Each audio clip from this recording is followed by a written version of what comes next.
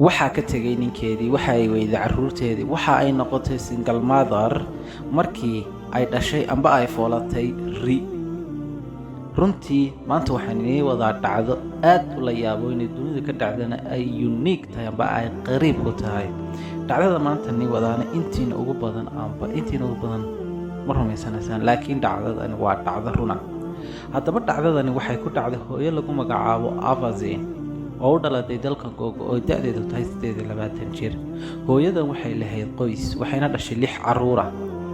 haddaba ilmihii 7 baa u calool galay. nolosheedu waxay u socotay sidii caadiga ah 8 bilood hore. bishii 9aad ayay waxay iska weyday wax calaamad ah amba symptomskii lagu garanayo qofka uurka leh. runtii aad bay u shakida, waxa ay tagtay dhakhtarkeedii. arrintiina waa uu sheegtay. ultrasoundkii lagu baaray caloosha ayuu saaray. wax isna uu dareemay inay wax qaldan yihiin. wuxuu ku dhaxba qalliin ku degdegi mayno ee bal maalmo u kaaday. maalmihii baa wiiga ku noqday, wiigagii baa bilo ku noqday. waxaa buuxsamay 12 bilood. waxay sidaa uur ku lahayd 1 sannado.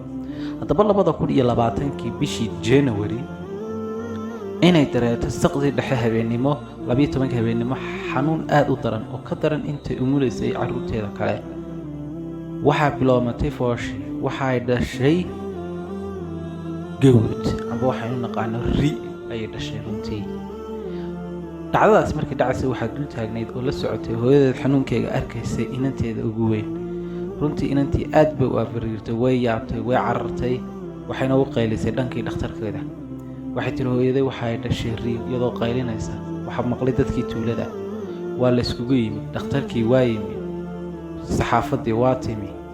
in ka badan 2,000 oo qof oo ka mid ah dadkii tuulada ku noolaaba ayaguna yimid.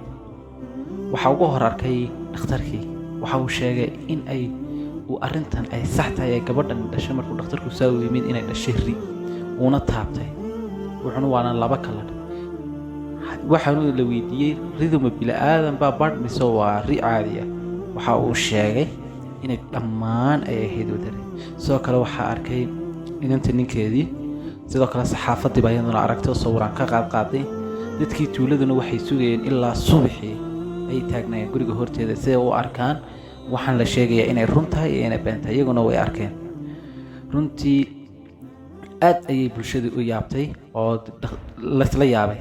haddaba su-aasha la isweydiiyay ahayd bilaadanku ma dhali karayaan xawayaankuna ma dhali karayaan bilaadan ifar xataa hadday isla seexdaan. runtii su-aasha markii la rogrogo ee dhinac walba loo eego waxay noqotay impossible, waxaan macquul ahayn. haddaba waxaa la yidhaa arrintan sidee ku dhacday oo dadkii ugu badnaa dhakhaatiirtii iyo saynisyadeedii iyo dadkii booqday ay yidhaahdeen. haddaba dhakhtarkeedii oo meesha joogay iyo dadkii kale intooda ugu badan waxay u nisbeeyeen 90% loo nisbeeyey inay tahay arrintan ay ku leedahay sixir. runtii sixirku aad buu diinteenu meel adag uga istaagto. qofka arrimaha sixirka iyo arrimaha galaana waaba ridoobayaaba diinteena islaamku. 90% waxaa la saaray arrintaas inay sixir ahayd ay calool galay ilmahaasi sixir. haddaba hooyadii Alvazina waxaa ku dhacay inuu ninkeedii ka tago markuu ku maqlay balaayada riyaha dhalaysa inuu kaba cararay. carruurteedu sidiisoo kale u kaxaysay. iyadii single mother noqotay. maskaxdana damage culus dadkii tuulada iyo dhaliilihii ka soo gaadhay. haddaba hooyadeed ayaa kaxaysatay oo tiri ani ina noolo oo hooyadeed bay ilaa alaankan ayna nooshahay ay iskala joogtaa.